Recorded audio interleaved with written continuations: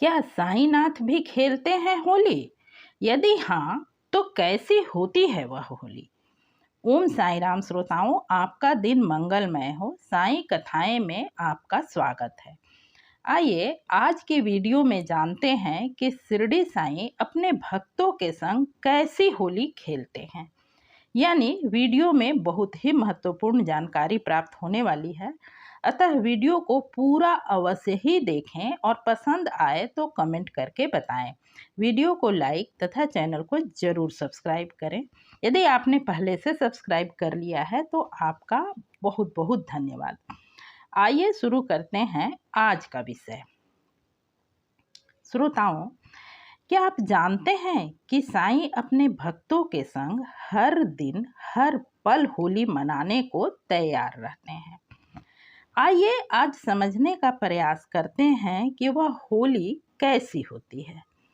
आज हम सब यानी उनके भक्त साईंनाथ को चाहे इंद्रधनुषी रंग का वस्त्र पहनाते हों, पर जब तक बाबा शिरडी गांव के द्वारका माई में देह रूप में मौजूद रहे, तब उनका पहनावा तन पर कफनी, कमर में धोती और सिर पर एक कपड़े का टुकड़ा जिसे साफा कहते हैं, बस यही हुआ करता था। ये तो सर्वविदित है, पर ध्यान देने वाली बात यह है कि उन कपड़ों का रंग कैसा होता था। जिसका जवाब है वह हमेशा सफेद ही हुआ करता था। हमारे हिंदू धर्म के देवों की बात करें तो भोले शंकर के बारे में तो ऐसी मान्यता है कि मृग छाला ही उनका वस्त्र है। भगवान विष्णु के वस्त्र का रंग पीला माना जाता है।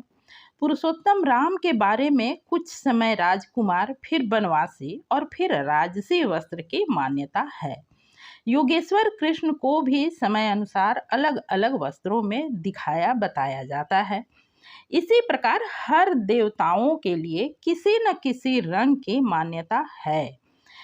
बात करें साधु संतों की तो हिंदू धर्म में उनके वस्त्रों का रंग गेरुआ ही माना जाता है, गेरुआ ही होता है।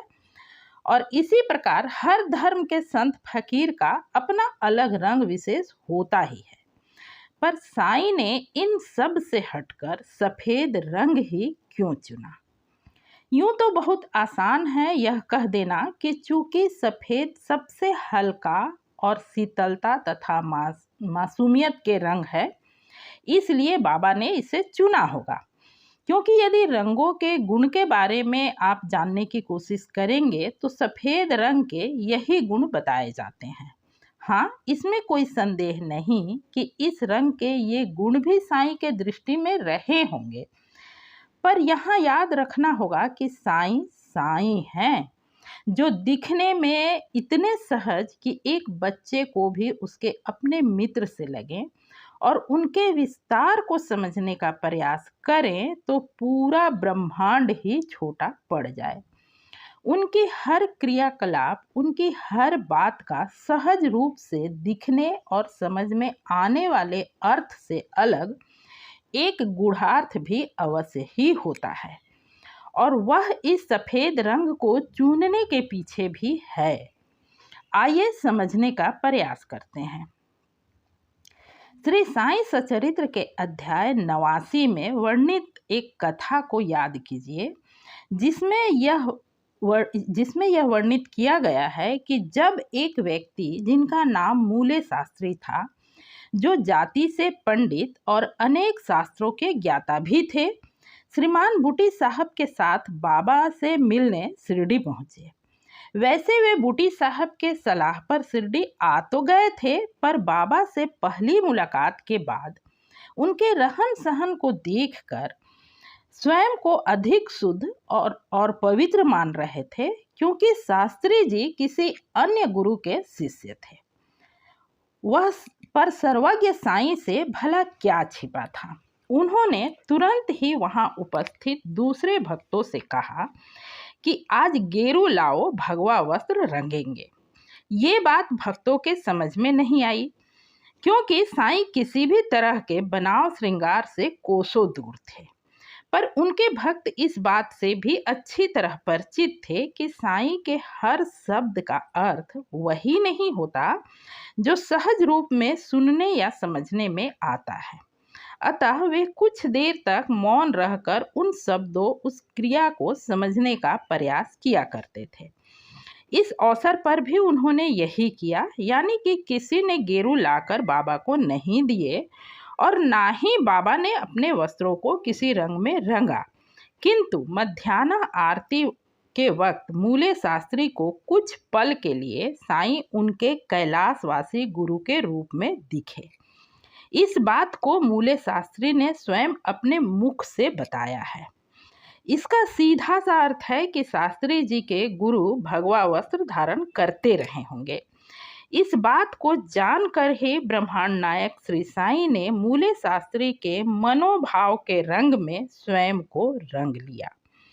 इस पूरे प्रसंग का एक सुंदर वीडियो इस चैनल पर मौजूद है, जिसका लिंक मैं डिस्क्रिप्शन में दे दूंगी तथा एंड स्क्रीन में वीडियो भी लगा दूंगी, आप जरूर सुने। वैसे ऐसी एक दो और भी घटनाओं का वर्णन साईं सचरित्र में पढ़ने सुनने को मिलता है, जब साईं ने स्वयं के पास आए किसी आगंतुक को किसी अन्य ही रूप में दर्शन दिए, यानी सामने वाले के मन में चल रहे भाव को जानकर श्री साईं ने स्वयं को उसके मनोभाव के रंग में रंग लिया। ऐसा करके साईं ने एक ओर तो उस भक्त की इच्छा पूर्ति की, दूसरी ओर उन्होंने अपने भक्तों को यह भी समझाया कि बाबा का कोई एक रंग नहीं, कोई एक रूप नहीं, ब्रह्मांड के हर रंग उनमें समाये हुए हैं। इसलिए हम भक्तों के मन के भाव ही श्री साईं के रंग रूप को तय करता है। याद कीजिए आरती के उस लाइन को, जैसा भाव रहा जिस जन का वैसा रूप हुआ मेरे मन का। और इतना तो आप भी मानेंगे कि किसी भी एक रंग पर यदि दूसरे रंग को चढ़ाने का प्रयास करें तो उसका रंग कभी भी शुद्ध और निखरा हुआ नहीं दिखता।